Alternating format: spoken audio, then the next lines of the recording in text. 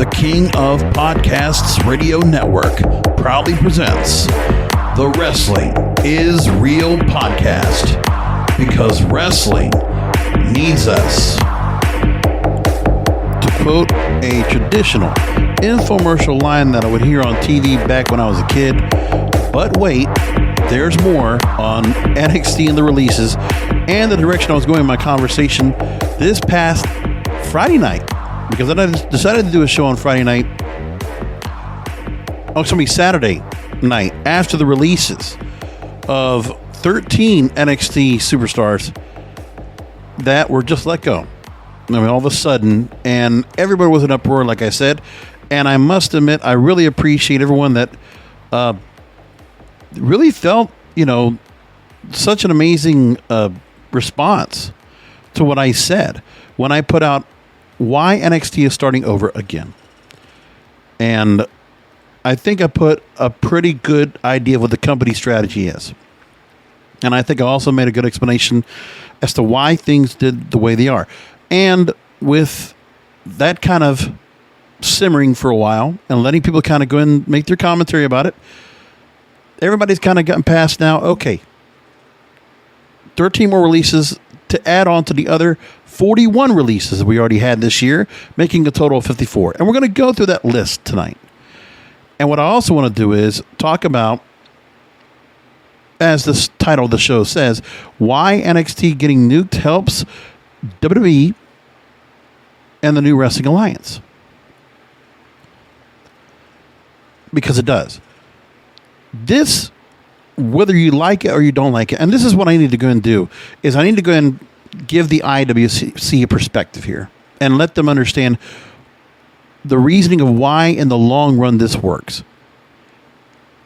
This does not dissuade the fact of the crappiness of the treatment of all these wrestlers being brought in. They are casualties. And they're acceptable losses in the minds of WWE anyway. That's how they feel anyway. It really sucks. It's horrible. But obviously a lot of you did respond to this, and even though this is also because the wrestling news cycle is very loaded up right now with all the talk of Punk and Danielson possibly going to AEW, and we could be seeing them as early as next week or this week. Well, we don't know. Well, actually, we could see them as early as later this year. They're between now and All Out in either Chicago or New York. Now, with all being said,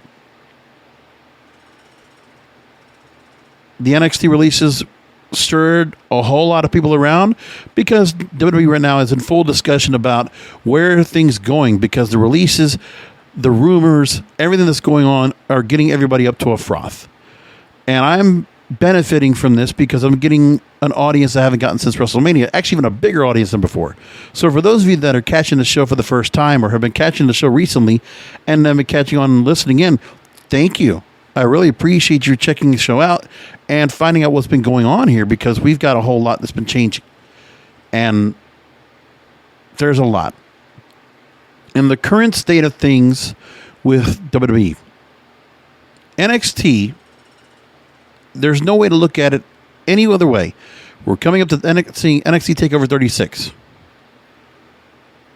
And among other things we have going on, NXT is a lame duck organization right now. That's what it feels like to me. We're a week and a half away from everything being set up.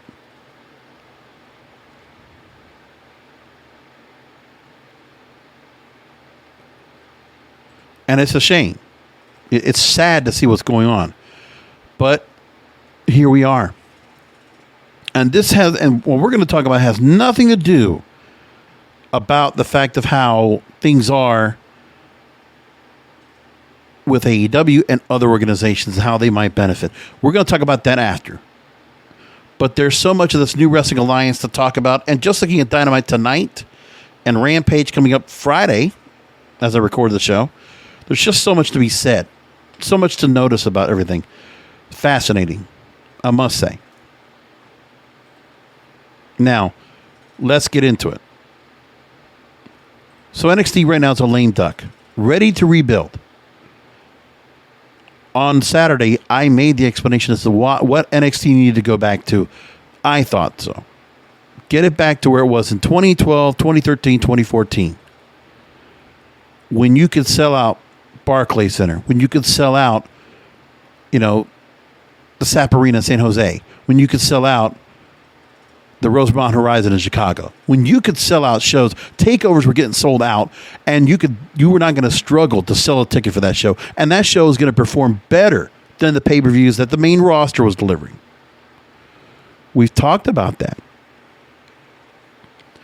And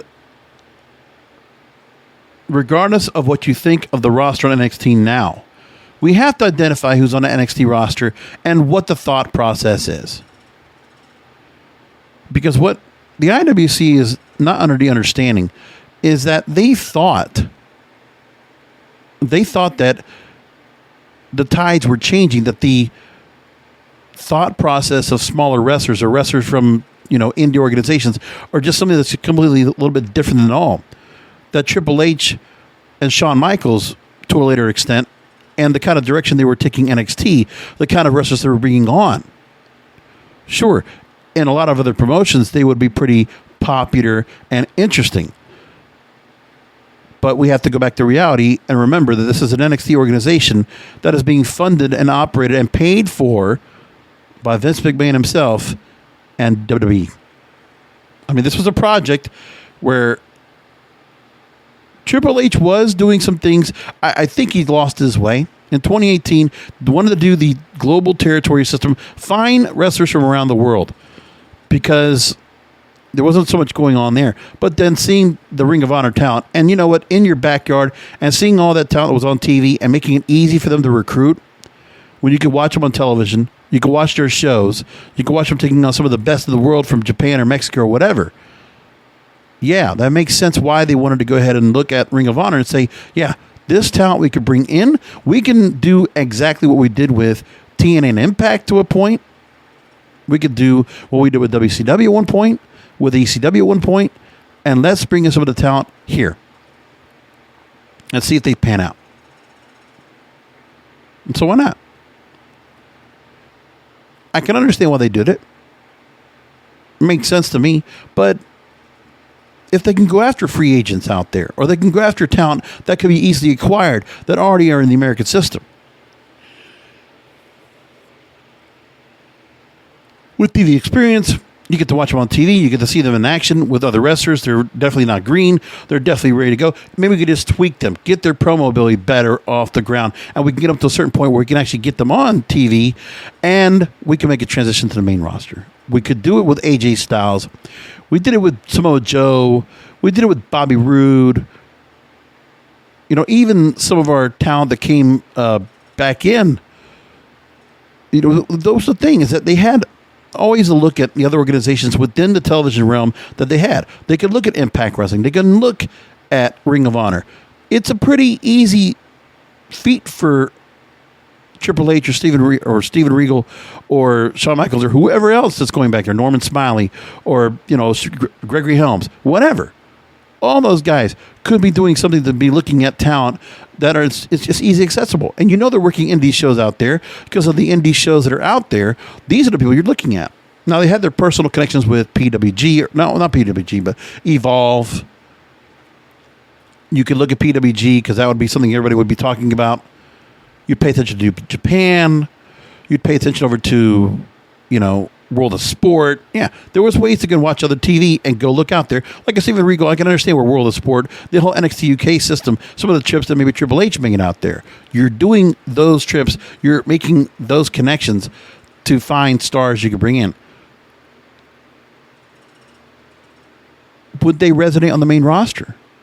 Are they box office attractions? I've said this many times before. You want stars at the level of John Cena, Brock Lesnar, Batista, Randy Orton. Because remember, those guys all came from OVW, which is still arguably the most successful territory they had. leading out of the Attitude Era, which, of course, they milked that bone dry with every star they had, as much as they could. And what has carried the company into this millennium in the last 20 years has been John Cena, Randy Orton, Brock Lesnar, Batista. Those are the stars that have been most popular. And then you have the other tier of talent that are main eventers, that are going to be Hall of Famers, right? Edge is definitely there. And then you did have stars that could lead up to great. And listen, you're seeing some stars right now being used right now to go up against the legends. For Goldberg to go up against Bobby Lashley, remember with Bobby Lashley, this was somebody that was, heralded 2006, 2007, but no promo ability, but still had the look, the size, and wasn't completely the full package that he is now. He is the complete package now. Lashley is badass. He is awesome. Him with MVP. This is the character. This is the storyline. This is the gimmick that excelled in Impact Wrestling 6-7 years ago. The Beatdown Clan. This was it. What MVP and Lashley are doing right now, when they Impact did their shows, and I forgot what debut was. Was it Destination America they debuted, and they did it for the Hammerstein Ballroom, and it was Lashley and MVP? Man, alive. Crazy. Excellent. That's what they're doing right now. This is Impact Wrestling. And you know who was there? Doing gut check. Bruce Pritchard.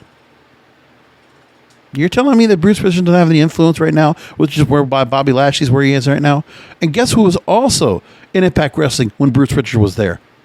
Drew Galloway. Or Drew McIntyre. I'm just saying, there is a reason why those guys are so up on the ladder right now on Raw.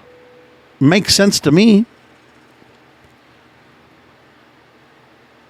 And then you look at and then you look at the other side. Okay, on the SmackDown side, you're looking at some NXT talent from the initial. It's very prominent. Okay, Roman Reigns is your top dog, and it was an NXT success. Anybody came from the Shield. Seth Rollins, success. Because he's been champion several times. And right now, he's being put into a feud with Edge, which tells you there is the credibility that Edge and Seth Rollins is going to be it's going to be an underrated match. They finally did the right thing with Edge and Seth Rollins, by the way, by including the whole Edge getting attacked and having the chair wedged on his neck, and John Cena having to go ahead and wave the flag of surrender. John, we haven't seen that clip yet, but we all know that scenario. We know what happened with Edge. They're finally going to pay off that storyline. And all they've done is talk. They have not touched each other yet. Except for, they haven't really had a grilled tete-a-tete. They've been able to attack each other, but that's about it. Sneak attacks. But here, so we are. And that storyline right there is going to make for a great match. And Edge and Seth Rollins, that's a top feud. It's a very big feud. And a match I'm looking forward to, which I think is going to really do well overall for that show. I think people are going to be talking about that match afterwards at SummerSlam. So regardless of what's going on, we know the fate of NXT. And now we can break down where things went wrong, why the recruitment went the wrong way. And that everybody in the Performance Center all around that Orlando, they lost sight of Vince's vision, whether it's right or wrong. And the other thing I mentioned here is that the IWC, they're laying their sword at the feet of NXT because it's showing that what their interest is. Triple H did satiate the appetite of the diehard IWC-laden WWE loyalist fan. But that fan, it's like, you can't say shit bad about the WWE because we got NXT, damn it. We've had NXT, and look at the great stars we have. There are great wrestlers that no one can dispute. You're right. But the IWC can never get over that little hump of the fact that this is not what Vince wants. This project that Triple H had, and initially was going off very well, but what are you going to do? You had talent like the Undisputed Era with Roderick Strong, Adam Cole, Kyle O'Reilly, and Bobby Fish, veterans upon veterans. And before to move to USA Network, I mean, was the Undisputed Era kind of still getting started off, or was it something where eventually we're going to get to that point, and after that, I got to look at when they actually initiated this crew. It was debuted August 2017. So they've been around for a number of years. And so that was just, right before that, that's really see the change up of where things were going with NXT, where things just kind of changed. You have those guys leading and taking a lot of time on the main end of the main event on NXT. And you put them up against Imperium, you put all these things all together. Sure. And so it was what was going to take over, what was going to overshadow any younger talent that might be on the roster. And as we said, there were a number of talents they had on that roster that just did not turn out well. If you look at the NXT roster back in 2017, if you look back at 2016, actually, you can even see better of what we had, where things were going on with what was happening on NXT and what was the difference between who was getting over and who wasn't. Let's put it like this. This is a great example. So 2015, NXT was still pushing the younger stars.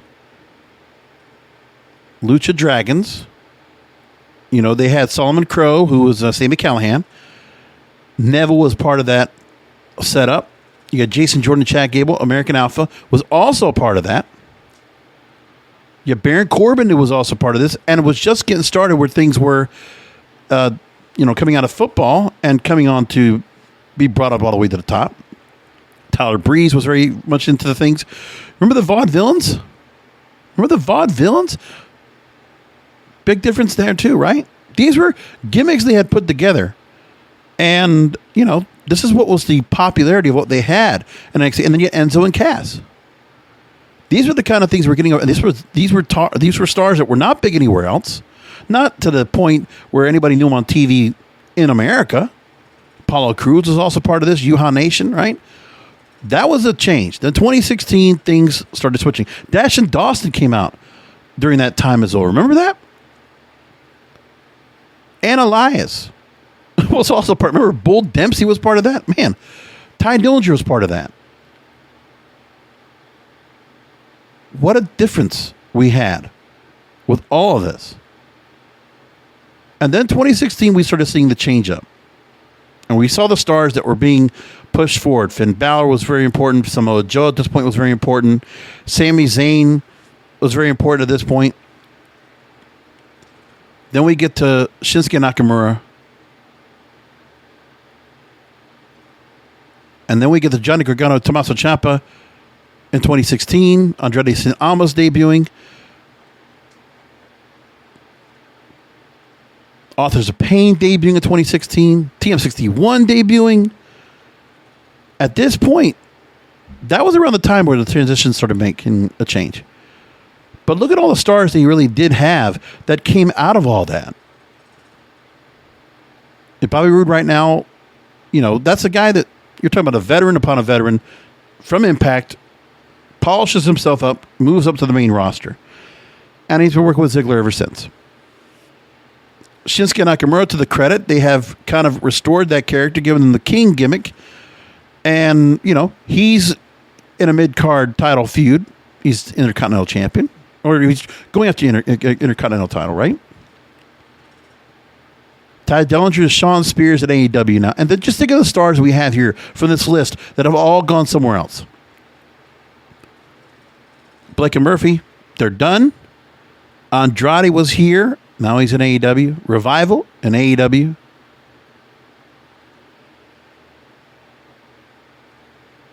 And now Elias, they're going to try to retool him again, which is a good thing. And I actually like they did the whole filming, the cinematic look of him dropping the guitar in the fire. I like that. It's a chance to restore that character to something different, to evolve that character, because I think he is crushed by that guitar. He totally is. Because remember, all he really was doing before was just carrying it to the ring as a journeyman. But then things changed. They had to play into the damn guitar. And Dash and Dawson, now he's their FTR, part of the Pinnacle. Baron Corbin, after all this time, has continued to be here. Been around for a long time. And maybe they're getting somewhere with this, downtrodden gimmick with him.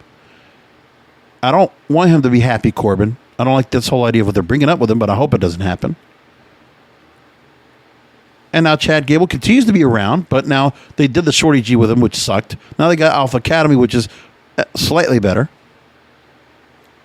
Finn Balor was a name before he got into NXT, and look at where strong he is. Samoa Joe, same thing. It was all that.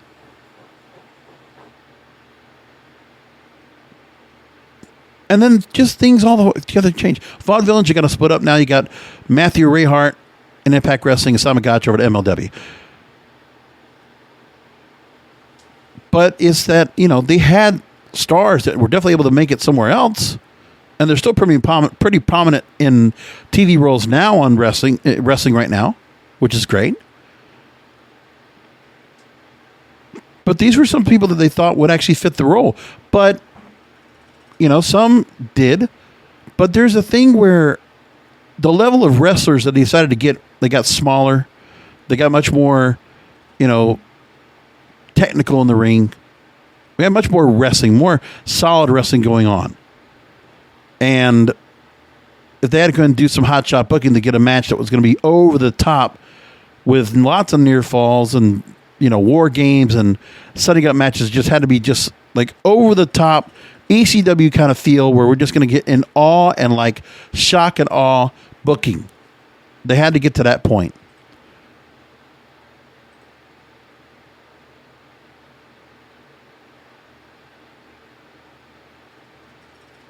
But as we know, things were going to change altogether with the direction of where they're going now.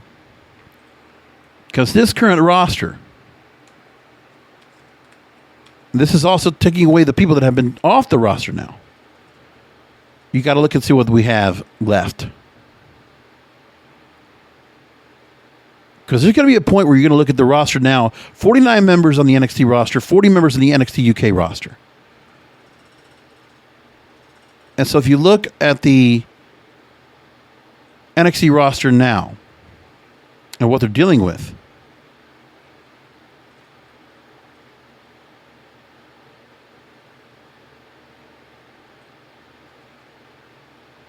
you just got to look at across the board what they have.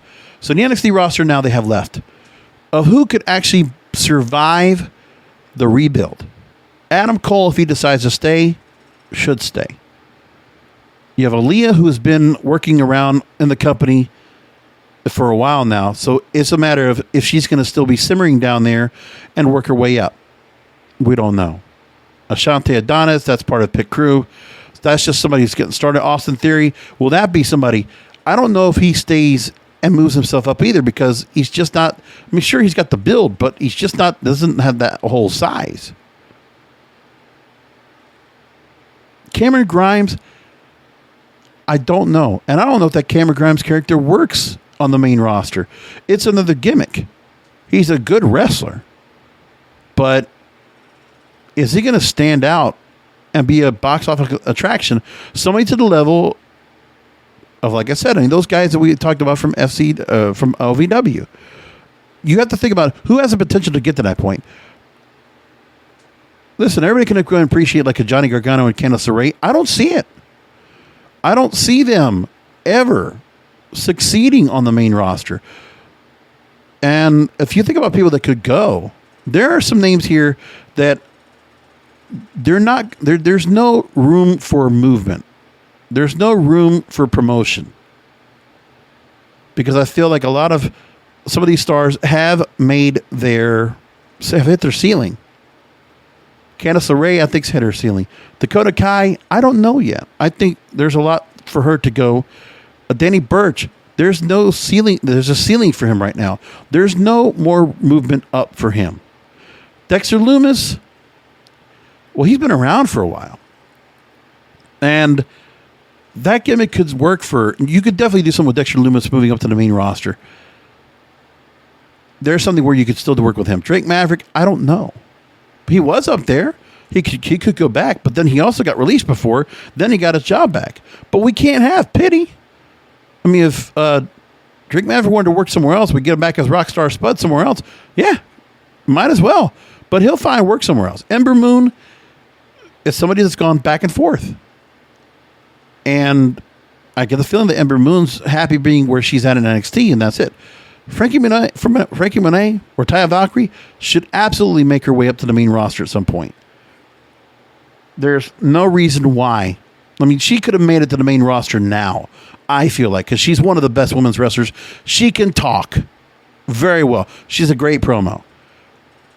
She should have moved up, but they're putting her there.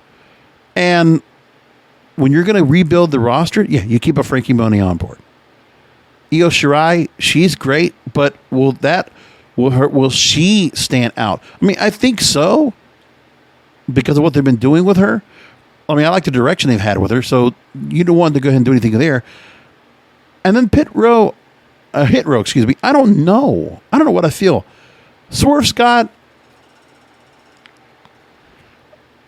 I mean, he's changed the character a couple of times. I don't know if the MLW character, or even just doing this change with a faction, really changes his level of, if there's a ceiling on him or not, if he moves away. Joaquin Wilde, you're talking about a guy that's been around for a while as well, has worked, so many different places, wrestling. Legado del Fantasma has a ceiling.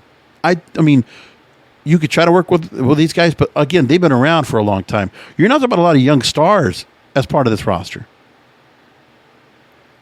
When you look at it, Johnny Gargano, I just think he's a very good wrestler, but I don't like the way gimmick. I think it's just something to kind of put them together where him and Candice are together. But I haven't felt anything for the Way faction ever. I never felt anything for this faction. And that faction would never make it to the main roster. And there's some other stars you could say, oh, well, might be something likable about them. Josiah Williams or Casey Catanzaro. With Karrion Kross, I really do believe, okay, they did the parody booking. They got him the win. And I do believe that Karrion Kross definitely has a future on the main roster. He should. And eventually, I think when NXT starts finishing the rebuild, whatever this championship program he has right now, whenever this finishes, whether it's Samoa Joe or after that title reign, he moves up permanently. I think that's what happens to him. There's Kaden Carter, there's Kushida. Kushida, you can throw him back in Japan. He can go anywhere he wants. But he's badly mismanaged and used here in NXT. Period. Should not be here. Kyle O'Reilly, you can't build anything new with him. He's a grizzled veteran. He's a great wrestler. I've never felt like he made much of a difference in his promo ability since. Never has. But that's not what he's there for. That guy's he's the workhorse. He's got the lunch pail on. He gets to work and he wrestles damn good every time. No question there. But anything that Adam Cole and Kyle O'Reilly are doing right now, we saw the best of them in Ring of Honor. What are they going to possibly do with this 2 out of 3 falls match they set up that we have not seen in Ring of Honor? That's my point. Why are we repeating the same thing? Because you can't figure out what else to do with a Kyle O'Reilly or Adam Cole, so you just put them together and keep putting them together. Why?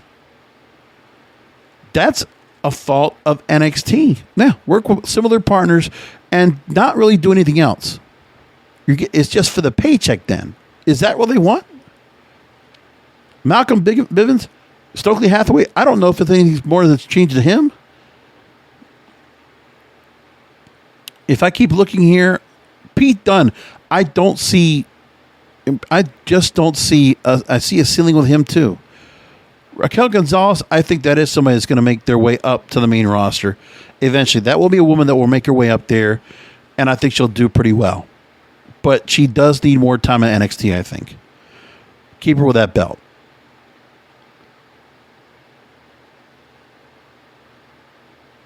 Robert Stone, or, Rob Eccles, I don't know if I feel like there's anything much more to do with him, but it's nice he's getting the place here. But I see a ceiling with him. I don't see Robert Stone ever make it to the main roster. When you look at the talent they have currently and the ratings they're getting, it's based on the ceiling of talent they have, the veterans they already have. It's an existing fan base that stays there. They're not going anywhere. You're not going to build on that audience. And most importantly, there's not a lot of names on that roster right now that resonate a main roster call-up, that warrant a main roster call-up, that are like you're saying to yourself, oh, yeah, I am seething. I am chomping at the bit to see a Johnny Gargano or Candice LeRae make it to the main roster. I don't see it. Undersized, do not fit the mold of the kind of star that Vince McMahon wants. And there are going to be some cases, if you go by wrestler, where I think he's right. Because you just can't think that way. Saray, I don't see the benefit of Saray yet. You have a bunch of international stars that are in here that maybe something could pan out. Scarlett hopefully will make her way up with carrying a cross. Timothy Thatcher, that's a guy that's got a ceiling too. Very good wrestler. He's got a look on him. I don't see him moving up to the main roster either. Tommaso Ciampa, he could have gone, but he chose not to. And that's fine. And honestly, what has he done? He's been slayed into a tag team when in such a role. He was such a damn heel with Goldie and all that stuff going on. That guy was so over in NXT, but he decided not to go because he saw the writing of the wall that everybody else saw right now. He flourished in NXT. He's a mainstay, but I don't know if you put him into the main roster now. I think he missed his chance. I don't think Isaiah Lee makes her way up to the main roster at all. I don't think Zach Gibson does. And there's all these stars from the UK that I don't see it. And then I think there's going to have to be some point where you're going to have to put them in. Let's put another faction out there. Imperium. I mean, do you put Walter in to the main roster down the line? Can you do that? Do you think Imperium at all is a group that even resonates to the main roster at all? I mean, we saw League of Nations. That's what it feels like. That's what the main roster, the main crowd's going to feel like. That's what they're going to look at as. Now, another person. Listen, I don't care if you have something that might be a little bit larger than life where Ilya Dragunov is going to take on Walter at TakeOver 36. Listen, I mean, I've looked at this guy several times. The facials, the kind of way he puts, but it's like this, you're trying to place this gimmick and this character on a guy who's smaller. It's like we're Pete Dunne. Like this is like the character you're going to build for Pete Dunne or Ilya Dragunov. These are on smaller guys. Like Ilya Dragunov, yeah, you look at him where the whole setup, he comes out of the ring, but you look at him overall, yeah, he's good shape, but that guy is not any kind of size or build that would resonate the main roster. I'd hate to say it, but if Bruce Pritchard or Kevin Dunn or whoever's back there, they look at Ilya Dragunov, they're going to say, who's this guy that looks like Drake Maverick? That's what they're going to think. It's not even going to matter anything else. It's like auditioning. You have guys, you have wrestlers that, yeah, we don't discount their performance. Like, listen, there are people that are, independent actors that are great actors, but they don't look right on camera. They don't look right for what they're trying to do on the major screen, on a big screen. And that's where they're coming down to. I mean, it's like that. Who's got box office appeal? I said this a few weeks ago. Who's got the Hollywood appeal? Who's going to be looked at in Hollywood and going to say, listen, Ilya Dragunov, you can make him as like some, kind of heel character in like some kind of a role where he could be like a villain, but he'd be so small. Is it believable? That's the point. And that's what I look at all across the board. Jordan Devlin also gives me that same feel. Kaylee Ray, I don't know if she fits into a main roster, but you could put her over to NXT and see if we just continue to keep her there and see what happens with her. And I look at all of Imperium, and there's nothing that shows me that any of those characters, Fabian Eichner, Marcel Barthel, that they're going to resonate to a main roster. You're never going to see Imperium on the main roster. Never.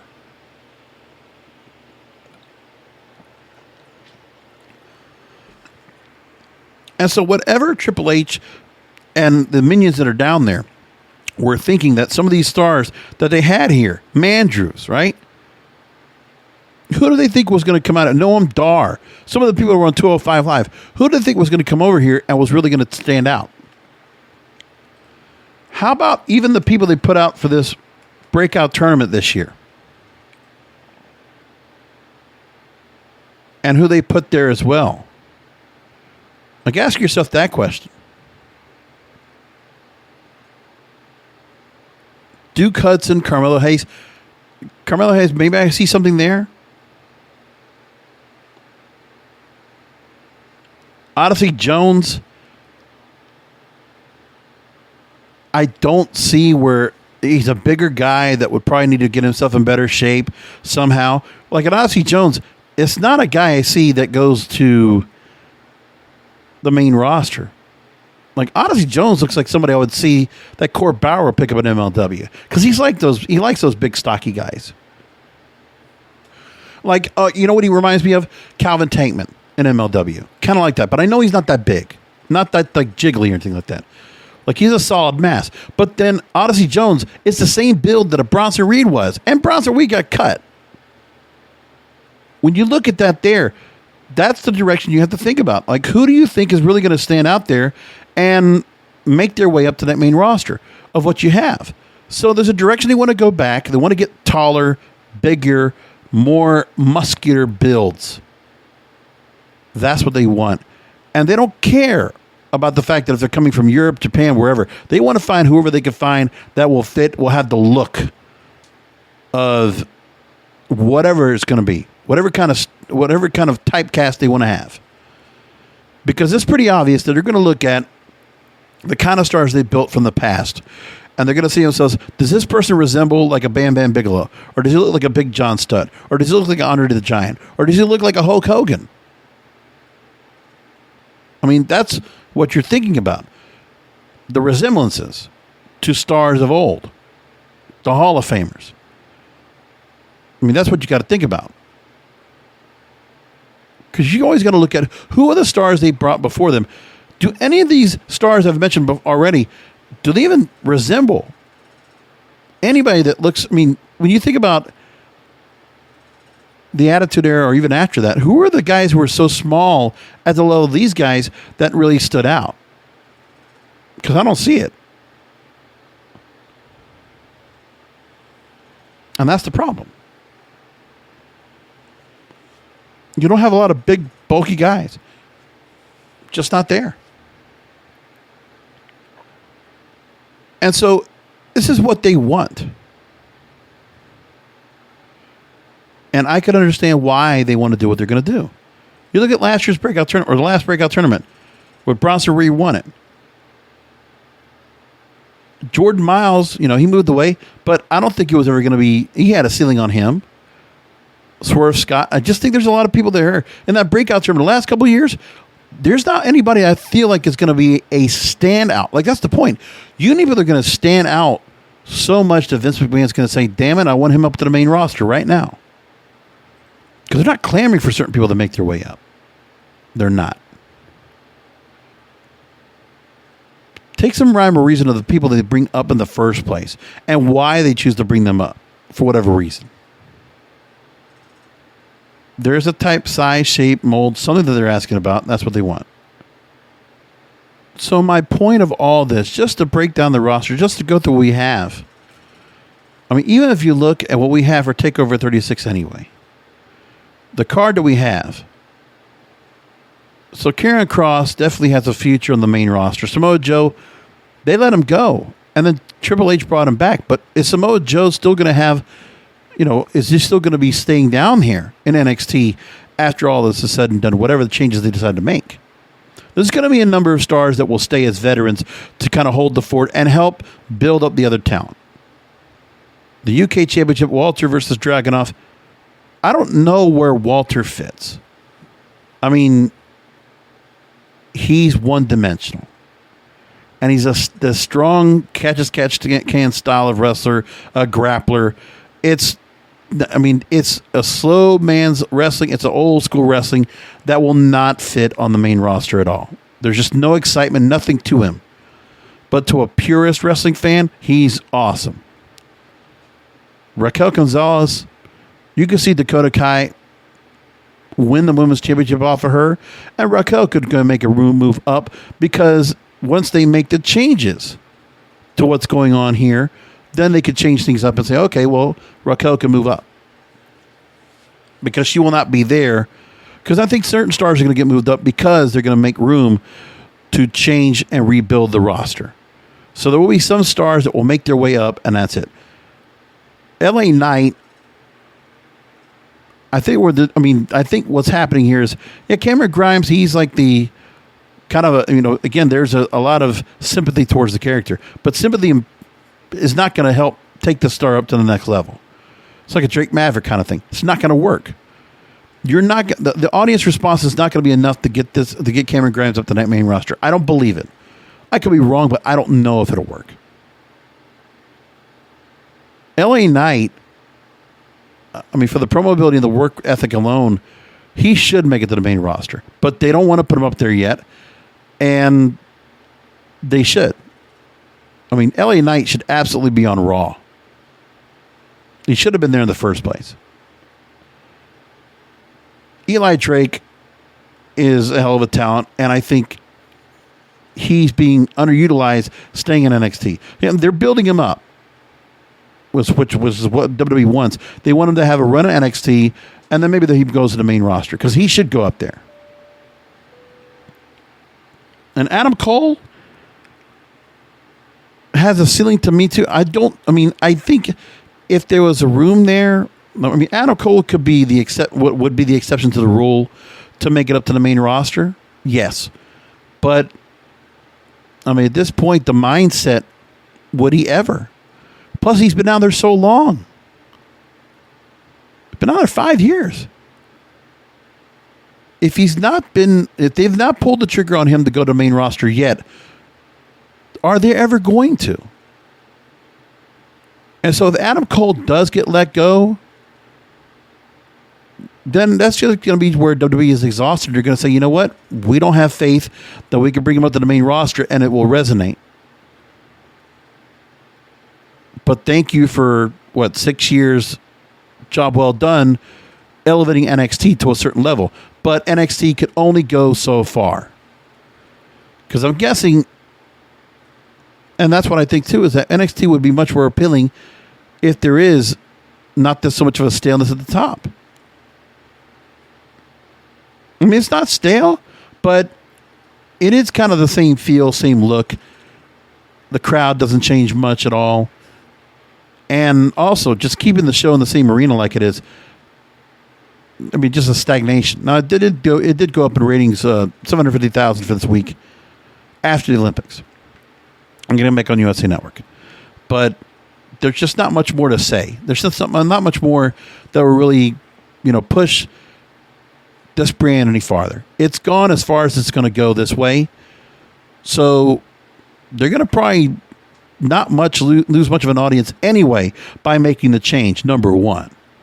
And number two, they can repurpose NXT to what it needs to be and rebuild it to be a developmental brand and only focus on young upcoming stars, raw talent with some real interesting, intriguing characters and Something that comes naturally to them, not based on a gimmick, but that they actually have something of some kind of persona, some kind of dimensionality that really makes them stand out. And you say to yourself, man, they're going to make it to the main roster. It's just a matter of time.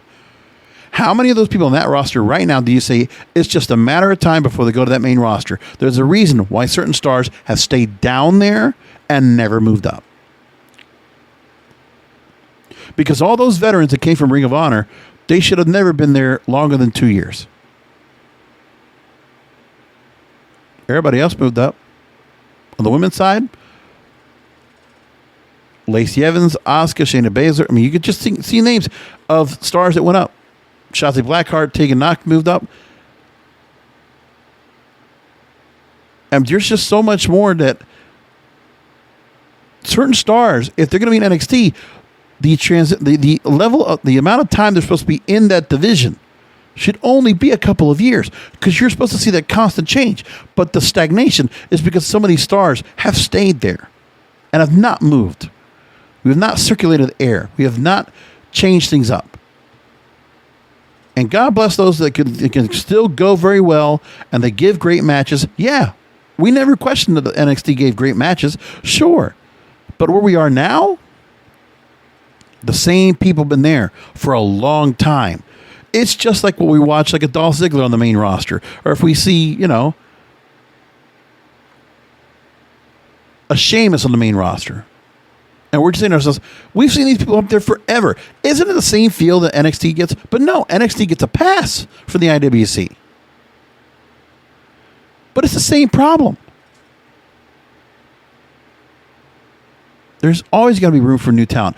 There needs to be, the system needs to go back to where it was to transition. You bring them up, you get them on TV with the intent of moving to the main roster. Every NXT star should be on the roster with the intent of moving to the main roster. That 90% of them make it to the main roster.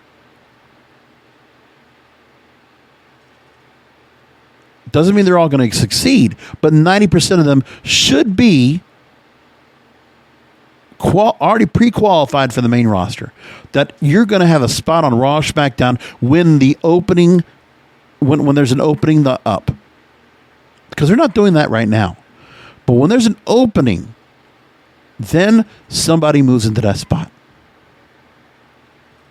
When there's a release on the main roster, we need to fill that spot. Who's on NXT we can move up? Or if they want to have somebody on the main roster that's not doing well, and they feel like, okay, it's time to go and cut, the contract's done, who do we got in NXT that we can call up? Who do we have ready in the bullpen? It's like that.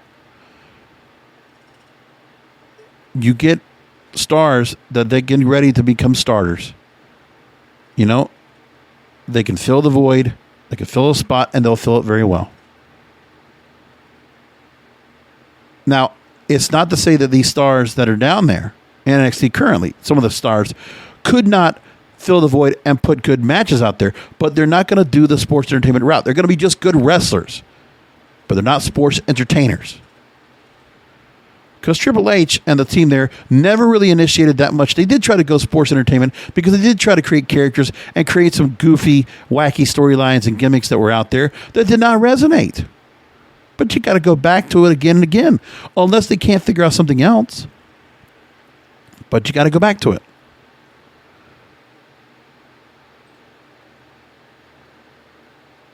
I want to take some comments that were made. Eric Bischoff, of all people, made some very interesting points. Oh, man, there's so much more I could bring up here. So there's a part also I got to make mention of where it was a few stories I meant to go and mention. I'll get into them right now. First of all, there was a story from Deadspin that I meant to go and bring up where they said WWE will finally kill NXT. I was just going to go and just downplay it, but I didn't want to give it that much time. But I'll take the story for a minute and kind of just downplay some of the things that are being said. Sam Fels wrote this on Monday. And some of the points that can be made, sure, from going from 1 hour to 2 hour was a different point. NXT changed forever and not for better when it went to 2 hours and moved to the UFC Network. The 1 hour format had kept the stories clean and tight. Show felt packed. It wasn't a huge commitment to keep up, But even if you put it in an hour format now, I don't think it would have made that much of a difference. Because I don't feel like NXT ever dragged as a 2-hour show. And hasn't. I'm not bored watching that show. So they got a lot of good matches. They do build up the matches. I don't think the 2-hour show wasn't too bad. And he mentions how it was a secret little club, some hole tucked away that they didn't discover, tell the university administration about, and prayed they never discover. For those in the know, made everyone watching feel like they were in on something. And it felt like the unpopular kids had escaped and taken over the gym before a big basketball game. It was a coming out party. While NXT was always been developmental with the idea of graduating its performers to the main roster, in its prime, it wasn't about converting wrestlers into the WWE style, at least not wholly. But NXT featured a wide range of performers and styles who were being developed just enough to keep what made them unique, but just a touch more TV friendly. To move the cable and expansion of the 2 hours meant more filler, more WWE-style storytelling that didn't always make sense, and NXT's intimate setting looked more rinky-dink than Lucha Underground, especially as it aired simultaneously against AEW, broadcasting for various arenas. And the indication where NXT was headed is where you see the pivot to current champs, which is unfair to Raquel Gonzalez, a fine performer and growing personality. Both her and Karrion Kross are the kind of big monsters with lacking characters whom McMahon always preferred. NXT has lost the edge of personality that made it stand out. It was the indie show that somehow ended up on the network, but when AEW came for the mantle of indie show on mainstream TV, WWE didn't respond by trying to out-indie them with NXT. It made NXT more like WWE, which is what drove fans to AEW in the first place. But why does it need to go indie? I mean, that's the other thing. AEW also had a fresher crop of talent. Undisputed Era had been there for 5 years. I mean, you think of other stars like Tommaso Ciampa, Johnny Gargano, been there for years. And you just say to yourself, well, I mean, what are we doing? I mean, yeah, some other stars were getting built up and changed, but what are you going to do? So there's that part that was being said. But now the New Wrestling Alliance and the impact on that. Eric Bischoff talked about this. Says that WWE is handing AEW a golden opportunity.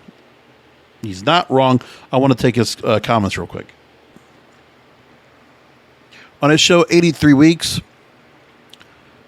Conrad Thompson asked Bischoff if there was any advice for AEW ahead of Rampage's debut. He says no. Because right now, I think Tony Khan and company are hitting on all cylinders. You and I talked about this a little bit recently, that it's such an unusual time, in my opinion, for WWE to be releasing not just talent in general, but top talent with big equity at a time when CM Punk is being dangled like the golden carrot. And I don't mean that to be derisive at all. I think they're doing a great job with it. AEW has done such a phenomenal job of building up anticipation, not only for CM Punk, but on the heels of CM Punk, possibly. Want to make sure I'm clear about that. You've got Daniel Bryan following up in New York. Now, how does that relate to this third hour on Friday night, you ask? Well, you didn't, but I'm going to tell you anyway.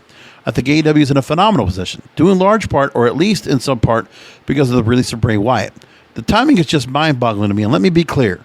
I think there are a lot of things I believe wholeheartedly going on behind the scenes at WWE, AEW, and everywhere else, that as viewers, as fans, or even in our respective cases, we have relationships with people within those organizations at the highest levels. And I'm not hearing from any of them, and neither were you. But there are so many things going on behind the scenes that we don't see or understand. We see what we see on television, obviously. We see what we hear, read, or listen to on social media. There's a lot of stuff going on. It's now become fascinating to me, and I'm really, really excited about the business side of wrestling. And not any small part to the fact that WWE is releasing talent to the highest caliber at a time when AEW is starting to create some serious momentum. Not a great show here and 2 nights of great shows there, or a great rating here or there. We're talking serious momentum here. It's the beginning. It's early. I wouldn't even call it momentum at this point. But the indications are clear that AEW is building serious momentum. And now you've got a third hour on Friday night and following WWE programming with the potential, at least, some of these high-equity former WWE talents making that transition. Thunder was launched as a weekly program alongside Nitro. But fans saw the program as a lesser show than that of the Nitro show. And that WWE would be actually helping Rampage and AEW grow its audience. He says it poses risk, but everything roses risk, people. You can't dilute your talent pool. You can create a situation where your must-see programming, in AEW's case on Wednesday night, becomes not quite as must-see is because, well, you can pick it up on Friday night or version thereof. That's a risk. The upside is they're making more money. You've got to balance that, but with now the least of potential of some of these key players coming over, you talk about that way to draft that audience. They're such a great position. Because Renee says that Rampage has been given a golden opportunity because now you have to assume Smackdown averages about $2 million a week, give or take. AEW right now is probably about 900,000 average. If that trend continues, and I expect it will. Now, if you're getting into the point of being legitimate competition, regardless of what Vince has to say, you have to assume, looking at those numbers, there's a large percentage of that audience who have not yet sampled, or if they have sampled, have not become a regular AEW viewer. I'm not going to go into the rest of this, but what you got to ask yourself is this. The intertwining and promotion of other brands because of this new wrestling alliance. Look at what AEW is doing right now so far. Promoting the Impact Wrestling Tag Team titles. Or actually, no. Yeah, Impact Tag Team titles they defended on Dynamite tonight. The Impact World title with Kenny Omega defending it on Rampage Friday. Then you have stars that are going to be featured in NWA's Empower pay-per-view. That organization, all that kind of embedded together. New Japan bringing talent over to work. Lance Archer, now the IWGP US Heavyweight Champion. United States Champion. And you're looking at the roster they brought and the stars they've brought in. Talk about a whirlwind of talent, a really world-minded of talent as well. You got European, you got stars from Japan, and you just got a plethora of really great stars they brought on board. That AEW's got a lot of talent they can put on both shows. But do not make the mistake of Thunder. That's what they have to do. And hopefully they're never going to be asked to make that change at all. And as I said before we were going to wrap up, and look at the stars we have left. 54 releases so far of the wrestlers we've had. And it's kind of interesting of who has not been made anywhere. Braun Strowman, I don't know what's going to happen to him, but I think he's not coming back. Lars Sullivan, we have not seen. Steve Cutler now, Steve Macklin over in Impact. We have not seen the Iconics move up anywhere. They have not gone anywhere since. Kalisto, I don't think we've seen him anywhere right now. Someone, another guy was with NXT very early on. 2013.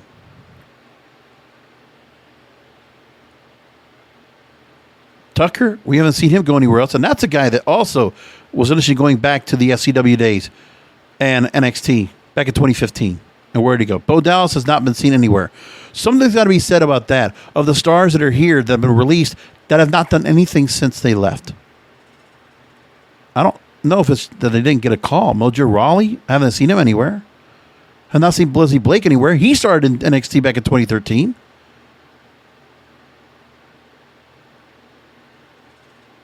Vanessa Bourne, she was with NXT in 2016. Never kept her. I don't know why, but they let her go. Alexander Wolf, never heard him anywhere else. Also came from NXT in 2015. Velveteen Dream, tough enough, right? Nothing ever happened there. Lana has not landed anywhere else, but we could always see her come somewhere else. We don't know. But also the thought process is, if you look at the releases, look at how many of these people actually started from NXT. Buddy Murphy, 2013 NXT. Malachi Black is now AEW, so he's in a good place. Ruby Riott will work somewhere else. We already know that she's back to Ruby Soho. She's going to be finding herself somewhere else. And I keep looking who we have here of the stars that have been brought in, and the ones that have not gone anywhere. Fandango, Tyler Breeze, I haven't heard them go anywhere since. And they had all this time on TV as well. Tony Nese, nothing. Arya Davari, nothing. August Gray, nothing. Samir Singh, Sunil Singh, we have not seen the Bollywood Boys anywhere at all.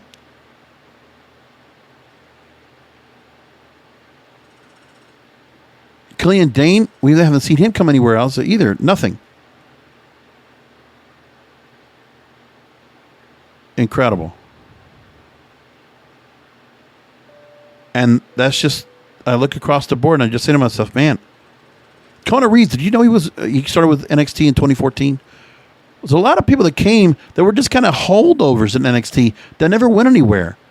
And so when you look at the stars that were let go, a number of them were just around for a long time in the NXT system and flushed out. So the releases we're going to see next will be flushed out that have been sitting in the NXT roster for a long time and not either been used, been stuck in catering, and have not done anything at all. And they're just going to go out, and that's it. And if that's the case, then that's what they're going to do. They just not worried about it. They are at a point where a lot of the NXT stars we saw, it was a flushing out. And there's going to be a lot more coming up too. It's just a matter of when are they going to make this switch over to rebuild the roster again. Because they're going to have to purge more stars to make that happen. And the worst part is that the morale of the wrestlers in NXT and the main roster, everybody's job's up for grabs. So now you have the stars not working motivated. They're in fear of losing their jobs. They're all in fear. Some might be motivated to do better, but some might not. And some might say, well, you know what? I'll just sit this out, see what happens. Maybe I'll get to work somewhere else. There's a lot more stars. And the one thing I got to say, too, is that it's very fascinating how many of these stars have been released this year that have not gone somewhere else. Tells you the testament of how smart that all these organizations are right now doing what they're doing. AEW has been very smart and crafty on the recruiting and what they've been doing with free agencies. Impact Wrestling the same way. They've brought in a lot of people from free agency, but it started panning out, it starts feeling like. Like, I feel like there's something going on right now with some of the stars they brought over. Because Impact Wrestling, you see the stars get to work in other organizations. Like Matt Cardona now, he's resurrected himself. He's more of a thing again because of what happened with